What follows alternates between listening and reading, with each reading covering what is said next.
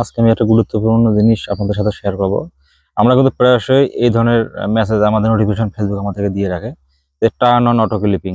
তো বিষয়টা আসলে কোথা থেকে পাবো এবং এর জন্য কি করতে হবে ইনশাআল্লাহ বিস্তারিত আমি কথা বলার চেষ্টা করবো। আশা করছি ভিডিওটি কন্টিনিউ করবেন। তো এই জন্য আমরা যদি আমাদের ফেসবুকের অফিসিয়াল অ্যাপসটিতে যাই আর কি, ফেসবুকের অফিসিয়াল অ্যাপসটিতে আমরা লগ ইন করে নিলে আমাদের সামনে যে ইন্টারফেসটি শো করবে, আমরা এখানে ইন্টারফেসটিতে আসলাম। আসার পরে আমাদের যে মেন আইডির যে লগইন রয়েছে, মেন আইডি লগইন আমরা ক্লিক করব। ক্লিক করার পরে আমাদের এখানে প্রফেশনাল ড্যাশবোর্ড রয়েছে, প্রফেশনাল ড্যাশবোর্ডে ক্লিক করব। ক্লিক করার পরে এখানে নেক্সট স্টেপ যেটা রয়েছে, এখানে কিন্তু ফেসবুক আমাকে বলে দিয়েছে, দেখেন এখানে বলছে টার্ন অন অটো ক্লিপিং।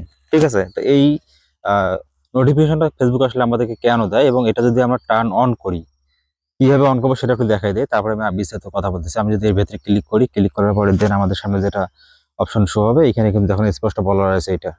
ঠিক আছে, এখানে বলছে টার্ন অন অটো ক্লিপিং। তাহলে এইটাতে যদি আমি ক্লিক করি তাহলে কিন্তু টার্ন অন হয়ে যাবে। টার্ন অন করলে আসলে কি সমস্যা হতে পারে সেই বিষয়ে কিন্তু আমি ইনশাল্লাহ কথা বলার চেষ্টা করব। হ্যাঁ, তো একটু আমি ব্যাক করে চলে আসলাম। তো এটা আসলে আমাদের এটা কিন্তু বুঝতে হবে, এখানে কিন্তু ফেসবুক আমাদেরকে কি বলছে, অটোমেটিক্যালি কাট লং ভিডিওস। তার মানে আপনি কি হবে, লম্বা ভিডিওগুলো এখানে কাট হবে ইনটু প্লে লিস্ট, প্লে লিস্টের মধ্যে সেগুলো জমা হবে। ঠিক আছে, আর পাশাপাশি কি বলতেছে, of reels to help grow your rich.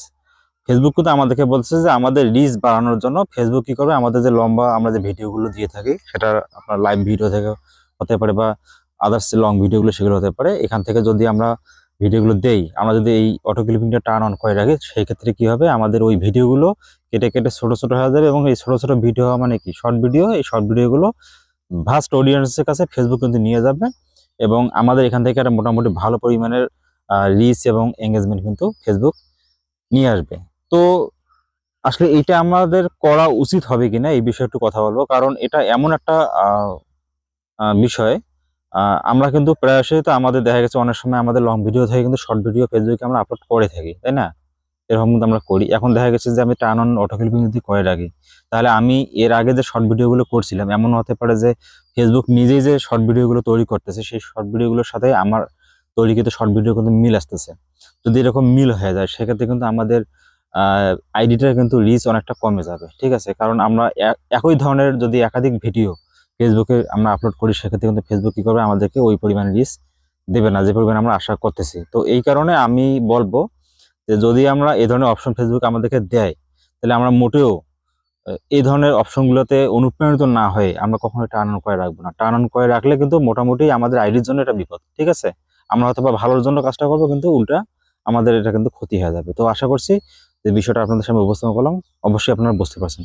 তো সর্বোপরি যেটা কথা হচ্ছে, আমরা কখনোই কিন্তু এই অটো ক্লিপিংটা কিন্তু টার্ন অন করে রাখবো না। ঠিক আছে, টার্ন অন করে রাখলে কিন্তু আমাদের আইডির গ্রোর ক্ষেত্রে কিন্তু নিজেরাই আমরা হার্ম করব।